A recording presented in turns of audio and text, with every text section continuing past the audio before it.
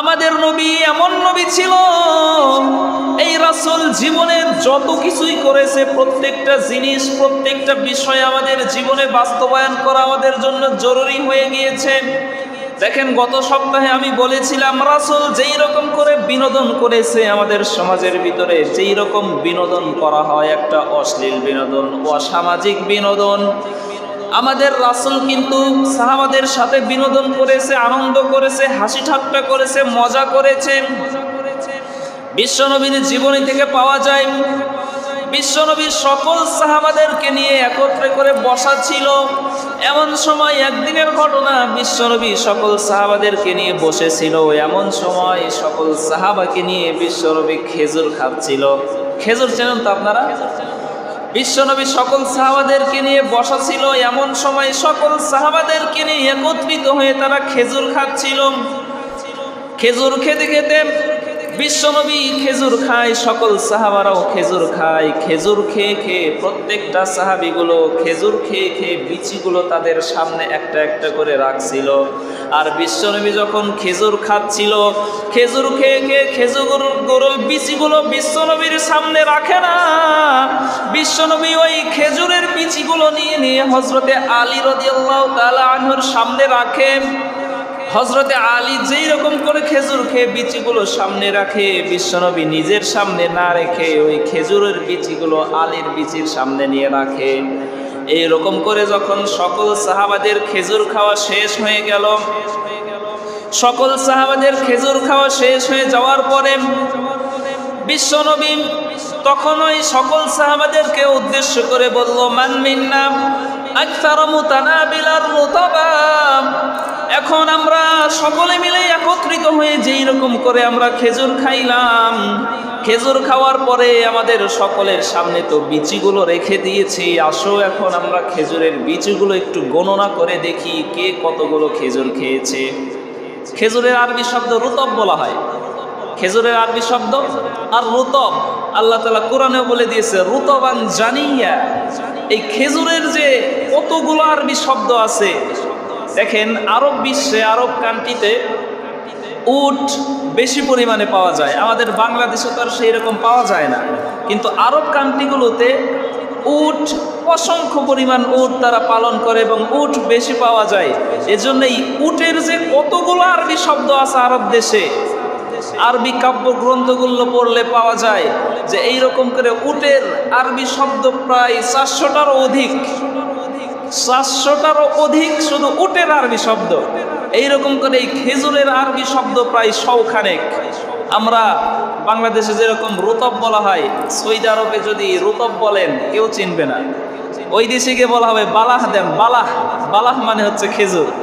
ওই দেশের কোনো দোকানে গিয়ে যদি আপনি বলেন যে আমাকে বালাহ দেন, তাহলে তারা চিনবে যে বালাহ মানে খেজুর, কিন্তু বাংলাদেশে বলা হয় রুতব। তো বিশ্বনবী এইরকম করে যখন সকল সাহাবাদেরকে উদ্দেশ্য করে বলল, মান মিন্না আকসারু মুতানাবিলার রুতবা, আসো আমরা এখন সবাই মিলে খেজুরের বিচিগুলো একটু গুনি, দেখি কার সামনে কতগুলো খেজুরের বিচি রয়েছে, আমরা গুনি কে কত বেশি খেজুর খেয়েছে। দেখেন, আল্লাহ রাব্বুল আলামিন হযরতে মরিয়ম আলাইহিস সালাতু ওয়াস সালামের গর্ভ থেকে যখন হযরতে ঈসা আলাইহিস সালাতু ওয়াস সালামকে এই দুনিয়ার ভিতরে আগমন করে দিল, আল্লাহ রাব্বুল আলামিন কিন্তু খুব সুস্থতার সহিত আল্লাহ তাআলা তাকে দুনিয়াতে আগমন করে দিয়েছে। কোরআনেও বলে দিয়েছে রুতবান জানিয়া, আল্লাহ তাআলা এইখান থেকে বলে দিয়েছে যারা গর্ভবতী মহিলা আছে, যারা সন্তান সম্ভবা মহিলা রয়েছে, তাদেরকে এই মেডিকেল সায়েন্স বলা হয়, তারা যদি বেশি বেশি খেজুর খায়, তাদের গর্ভের ভিতরে যেই সকল সন্তানগুলো থাকবে তারাও দুনিয়াতে সুস্থতার সহিত ভূমিষ্ঠ হবে। সুবহানাল্লাহ। আল্লাহর নবী বলে দিয়েছে যারা গর্ভবতী মা বোনেরা থাকবে, যারা সন্তান সম্ভবা থাকবে, তারাও যদি এই গর্ভবতী অবস্থায় বেশি বেশি খেজুর খায়, তাদের সন্তানটাও সুস্থ সবলভাবে আল্লাহ তাআলা তাদেরকে দুনিয়াতে পাঠাবে। আল্লাহর নবী বিশ্বনবী যখন সকল সাহাবাদেরকে বলল, মান মিন্না আকসারু মুতানাবিলার রুতবা, আসো আমরা এখন খেজুরের বিচিগুলো গুনে দেখি কার সামনে কতগুলো খেজুর রয়েছে, কে কত বেশি খেজুর খেয়েছে। এইরকম করে গণনা করতে করতে দেখা গেল হযরতে আলী রাদিয়াল্লাহু তাআলা আনহুর সামনে খেজুরের বিচি সবচাইতে বেশি। অন্য অন্য সাহাবীদের তুলনায় আলীর সামনে বেশি। আল্লাহর নবী বিশ্বনবী তখন আলীকে উদ্দেশ্য করে বলতেছে সকল সাহাবাদেরকে, দেখো দেখো আল্লাহ তাআলা আমাকে এমন একটা খাদক জামাই দিয়েছে যেই জামাইগুলো এত বেশি খেজুর খেয়েছে, সকল সাহাবীদের চাইতে আমার জামাই আলী রাদিয়াল্লাহু তাআলা আনহু বেশি খেজুর খেয়েছে। তখন হযরতে আলী রাদিয়াল্লাহু তাআলা আনহু বলতেছে, আমার শ্বশুর বিশ্বনবীও কম যায় না, আমার শ্বশুর খেজুরের সাথে খেজুরের বিচিগুলো মেরে দিয়েছে। আমার শ্বশুর খেজুরের সাথে খেজুরের বিচিগুলো মেরে দিয়েছে। তার মানে বিশ্বনবী যে খেজুর খেয়েছে, এই খেজুরের বিচিগুলো তো বিশ্বনবীর সামনে একটা একটা করে রাখে নাই। বিশ্বনবী একটা একটা খেজুর খেয়েছে, ওই বিচিগুলো আলী রাদিয়াল্লাহু তাআলা আনহুর সামনে যে বিচি ছিল ওইগুলোর ভিতরে রেখেছে। এখন গণনা করে দেখা গেল যে আলীর সামনে খেজুরের বিচি বেশি। বিশ্বনবী বলতেছে, দেখো আল্লাহ তাআলা আমাকে এমন একটা খাদক জামাই দিয়েছে যেই জামাই এত পরিমাণ খেজুর খেয়ে নিয়েছে। তখন আলী রাদিয়াল্লাহু তাআলা আনহু তার শ্বশুরকে বলতেছে যে বিশ্বনবী আমার শ্বশুর, আমাকে এমন শ্বশুর আল্লাহ তাআলা দান করেছে যেই শ্বশুর খেজুরের সাথে খেজুরের বিচিগুলো মেরে দিয়েছে। সুবহানাল্লাহ বলে। বিশ্বনবীর বিনোদন কিরকম ছিল? বিশ্বনবী এইরকম করে সাহাবীদের সাথে বিনোদন করত। কিন্তু আমাদের ভিতরে, এই সমাজের ভিতরে দেখা যায়, এই সমাজের ভিতরে অশ্লীল বিনোদন আমাদের সমাজের ভিতরে বেশি প্রচলিত আছে। আল্লাহর নবী বিশ্বনবী দেখেন আরেক হাদিসের ভিতরে বলে দিয়েছেন, উতিয়াত খামসান লাম ইউতাহুন্না নাবিয়্যু কলবা। বিশ্বনবী বলেন আল্লাহ তাআলা আমাকে এমন 5টা গুণ দিয়ে দিয়েছে যেই গুণটা শুধু আল্লাহ তাআলা আমাকেই দিয়েছে, অন্য কোনো নবী রাসূলকে দেয় নাই। এমন স্পেশাল বিশেষ 5টা গুণ আল্লাহ তাআলা আমাকে দান করেছে, যেই বিশেষ বিশেষ গুণগুলো শুধুমাত্র কেবলমাত্র আল্লাহ তাআলা আমাকেই দিয়েছে, অন্য কোনো নবী রাসূলকে দেয় নাই। তার ভিতরে 1 নাম্বার হলো নুসিরতু বিররমি মাসিরাতাশ শাহর। আল্লাহ তাআলা আমাকে ভয় দিয়ে, আমাকে আল্লাহ রাব্বুল আলামিন ভয় দিয়ে সাহায্য দান করেছে। আমি বিশ্বনবী যদি কোনো এলাকার ভিতরে প্রবেশ করতাম, ওই এলাকার ভিতরে 1 মাসের ভিতরে যত পরিমাণ রাস্তা ছিল, ওই রাস্তাগুলোর ভিতরে যত কাফেরের আন্ডা বাচ্চা থাকতো, আমার ভয়ে তাদের অন্তরগুলো থরথর করে কেঁপে উঠতো। সুবহানাল্লাহ। বিশ্বনবী বলেন আমি যেই এলাকা দিয়ে প্রবেশ করতাম, যেই এলাকার ভিতরে আমি প্রবেশ করতাম, ওই এলাকার ভিতরে 1 মাসের ভিতরে যেই রাস্তা ছিল, 1 মাস অতিক্রম করলে যত পরিমাণ রাস্তা থাকতো, আল্লাহ রাব্বুল আলামিন 1 মাসের রাস্তার ভিতরে যত পরিমাণ কাফেরের আন্ডা বাচ্চা থাকতো, যত পরিমাণ কাফের আর মুশরিক থাকতো, আমি বিশ্বনবী যদি ওই এলাকার ভিতরে প্রবেশ করতাম, সকলের অন্তরের ভিতরে আমার ভয়টা চালু হয়ে যেত। এইরকম করে আল্লাহ তাআলা আমাকে ভয় দ্বারা সাহায্য দান করেছে। 2 নাম্বার হলো জুইলাত লিল আরদি কুল্লুহা মাসজিদা ওয়া তুহারা। বিশ্বনবী বলেন এই দুনিয়ার ভিতরে গোটা পৃথিবীটাকে আল্লাহ তাআলা আমাকে সেজদার জায়গা হিসেবে কবুল করে নিয়েছে। গোটা পৃথিবীটাকে আল্লাহ রাব্বুল আলামিন সেজদার জায়গা হিসেবে আমাকে দিয়ে দিয়েছে। কেননা পূর্ববর্তী যত নবী রাসূল এই দুনিয়ার ভিতরে আগমন করেছে, আল্লাহর পয়গম্বর হযরতে ঈসা আলাইহিস সালাতু ওয়াস সালামের সময় গোটা পৃথিবীতে সব জায়গায় নামাজ পড়লে নামাজ কবুল হতো না। তাদের জন্য নির্দিষ্ট একটা জায়গা ছিল, নির্দিষ্ট ইবাদতগাহে গিয়ে তারা যদি নামাজ আদায় করতো, আল্লাহর ইবাদত করতো, তাদের ইবাদতগুলো কবুল করা হতো। আল্লাহর পয়গম্বর মুসা আলাইহিস সালাতু ওয়াস সালামের জামানেও একটা নির্দিষ্ট জায়গা ছিল, যেই জায়গায় গিয়ে ইবাদত করলে তাদের ইবাদতগুলো কবুল করা হতো। এইরকম করে মুসা, ঈসা, অন্যান্য যত নবী রাসূল ছিল তাদের সময় কিন্তু গোটা পৃথিবীর সব জায়গাটাকে আল্লাহ তাআলা ইবাদত হিসাবে কবুল করতে দিত না। নির্দিষ্ট কিছু জায়গা ছিল ইবাদত করার জন্য। আমরা যেই রকম এখন মসজিদের ভিতরে এসেছি, তাদের সময় এইরকম নির্দিষ্ট কিছু জায়গা ছিল। ওই জায়গাগুলোতে গিয়ে তারা যদি ইবাদত করত, তাদের ইবাদতগুলো আল্লাহ তাআলা গ্রহণ করত। কিন্তু বিশ্বনবী বলেন আমি বিশ্বনবীকে আল্লাহ তাআলা গোটা পৃথিবীটাকে সেজদার জায়গা হিসেবে কবুল করে নিয়েছে। এইরকম করে আমরা আজকে এইরকম এইখানে যে এইরকম মসজিদের ভিতরে নামাজ আদায় করার জন্য এসেছি, এইখানে নামাজ আদায় করলেও যেমন করে আল্লাহ কবুল করবে, বাইতুল মুকাররমে গিয়ে যদি নামাজ আদায় করে আল্লাহ কবুল করবে, এমনকি শোলাকিয়ার ঈদগার ময়দানে গিয়ে যদি নামাজ আদায় করেন আপনার নামাজ কিন্তু আল্লাহ কবুল করবে। আপনি যদি প্লেনের ভিতরে থাকেন ওই জায়গাতেও যদি নামাজ আদায় করেন নামাজ কিন্তু আল্লাহ কবুল করবে। এমনকি আপনি মাঠের ভিতরে কাজ করতেছেন, নামাজের সময় হয়ে গিয়েছে, ওই মাঠের ভিতরে যদি আপনি নামাজ আদায় করেন আল্লাহ তাআলা আপনার নামাজ কবুল করে নিবে। আপনি নৌকার ভিতরে ভ্রমণ করতেছেন, ওই নৌকার উপরে যদিও আপনি নামাজ আদায় করেন আর আপনার নামাজ কিন্তু আল্লাহ কবুল করবেন। আপনি এই দুনিয়া ছেড়ে এই পৃথিবীর জমিন ছেড়ে যদি স্যাটেলাইটের ভিতরে প্রবেশ করে যান, মহাকাশের ভিতরে গিয়ে যদি আপনি নামাজ আদায় করেন আপনার নামাজ কিন্তু আল্লাহ কবুল করবে। মাকানুস সুজুদ, আল্লাহ তাআলা গোটা পৃথিবীর সব জায়গাতে কিন্তু এই উম্মতে মুহাম্মাদের জন্য নামাজের জায়গা হিসেবে কবুল করে নিয়েছে।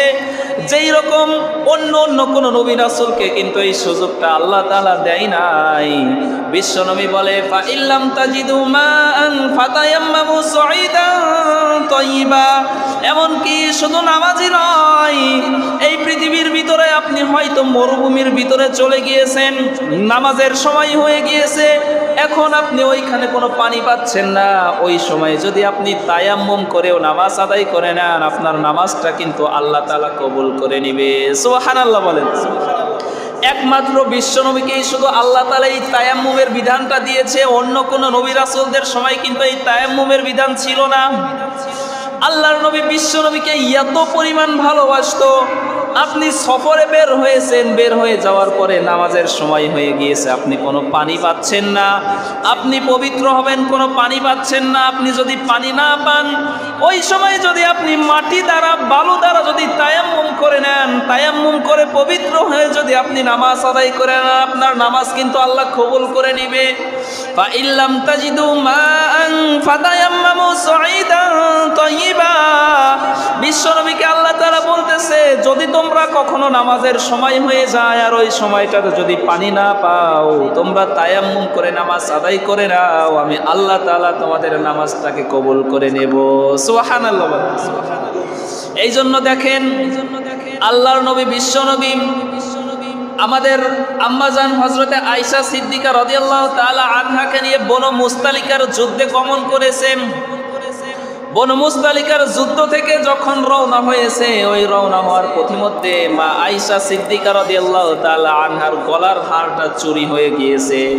কোন কোন বর্ণনায় এসেছে গলার হারটা হারিয়ে গিয়েছে। এমন সময় বিশ্বনবীকে মা আয়েশা সিদ্দিকা রাদিয়াল্লাহু তাআলা আনহা যখন জানালেন, আর মা আয়েশা সিদ্দিকা রাদিয়াল্লাহু তাআলা আনহা কান্নাকাটি শুরু করে দিল।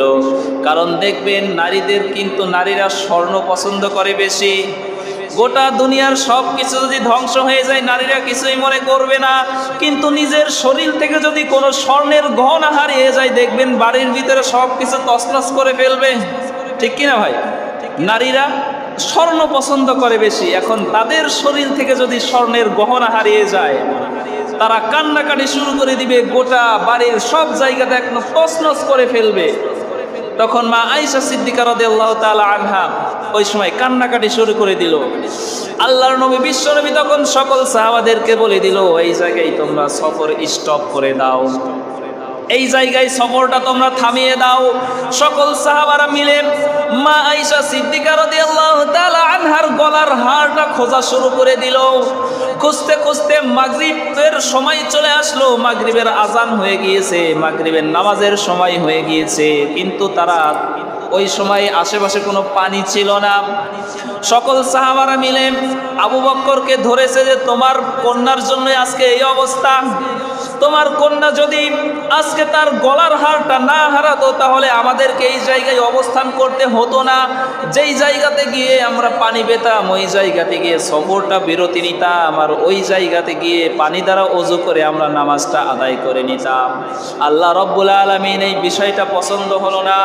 সকল সাহাবাদেরকে উদ্দেশ্য করে আল্লাহ রাব্বুল আলামিন ওই সময় কোরআনের আয়াত নাজিল করে বলে দিল, ফা ইল্লাম তাজিদু মাআন ফাতায়াম্মামু সাঈদান তাইয়্যিবা, যদি তোমরা কোথাও সফরে থাকো আর তোমরা পবিত্রতা অর্জন করার জন্য যদি কোনো পানি না পাও, ওই সময় তোমরা মাটি দ্বারা, পবিত্র বালু দ্বারা যদি তায়াম্মুম করে নাও, তোমাদের নামাজটা আমি আল্লাহ কবুল করে নিব।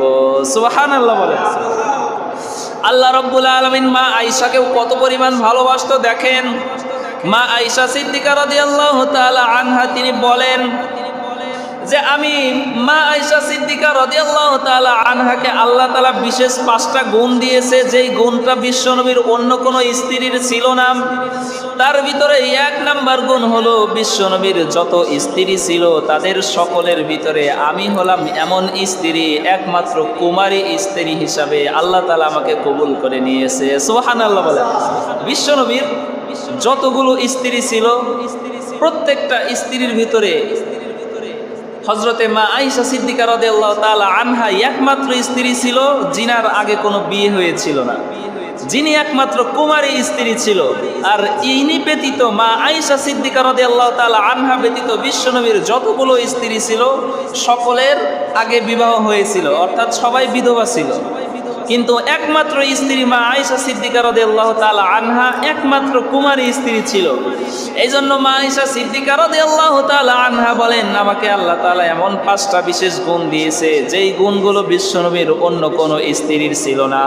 তার ভিতরে 1 নম্বর হলো আমি আয়েশা সিদ্দিকা রাদিয়াল্লাহু তাআলা আনহা বিশ্বনবীর একমাত্র কুমারী স্ত্রী ছিলাম।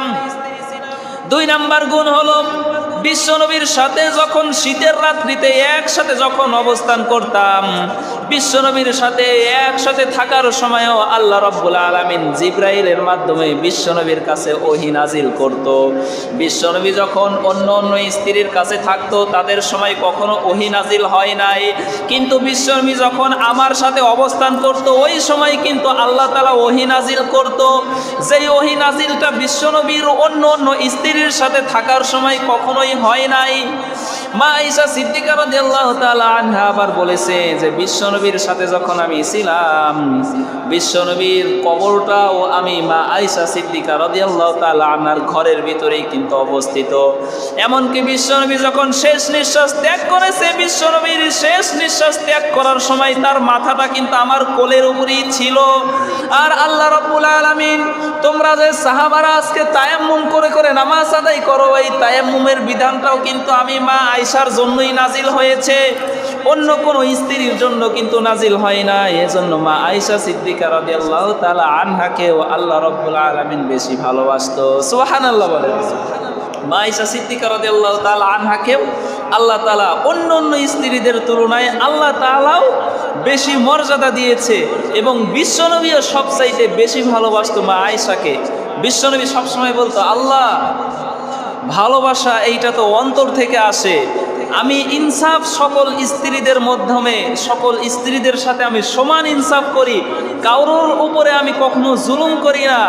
একটা স্ত্রীকে যদি একটা শাড়ি দেই সকলকে সমানভাবে ওইটা ভাগ করে দেই, যে জিনিসগুলোই নিয়ে আসি ইনসাফ আমি সকলের সাথে সমানভাবে করি। কিন্তু ভালোবাসার বিষয়টা তো অন্তর থেকে আসে। এইটা যদি মা আয়েশার প্রতি একটু বেশি হয়ে যায়, তুমি যেন এইটার জন্য আমাকে আক্রমণ না করো, কারণ এইটা তো অন্তর থেকে আসে। কিন্তু বিশ্বনবী সকল স্ত্রীদের সাথে সমানভাবে আচরণ করত, ইনসাফ সকলের সাথে সমানভাবে করত।